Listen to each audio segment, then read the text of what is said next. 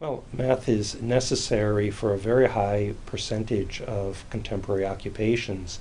In fact, even working in a modern factory, to have any kind of responsible job, you need to have math through at least 1 year and preferably 2 years of high school algebra that you've mastered, not just that you just got a C or a D in the course, but that you actually understand it because it's used for all kinds of tasks. Even forklift operators have to understand fractions and proportions and ratios, so that they really, to have a wide range of jobs in a modern economy, you have to have at least reasonable proficiency in math.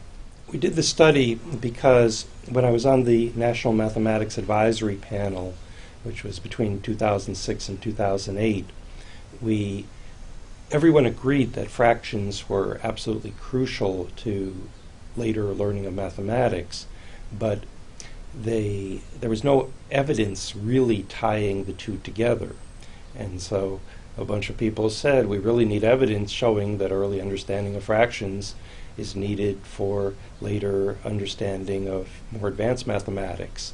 And given that no one had done the study, and the opportunity arose to work with Greg Duncan and Pam Davis-Keene and others who had access and expertise in dealing with large longitudinal data sets, we seized the opportunity.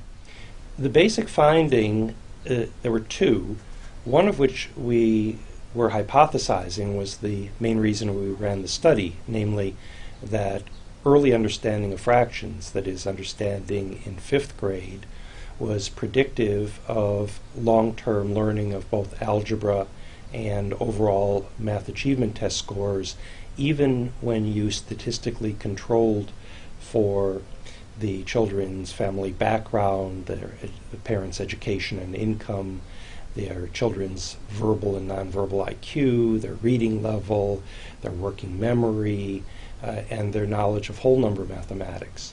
The other finding we didn't expect, which was that knowledge of whole number division was also predictive when all of those other skills and fractions were both statistically controlled. One thing that clearly is needed is that the teachers have deeper understanding of what the fractions mean and of why the fraction arithmetic procedures are legitimate things to do.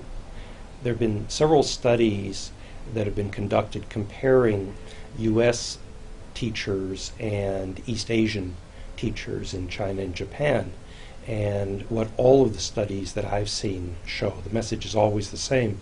When asked a question like, why is it a legitimate thing to do to invert and multiply in order to divide fractions?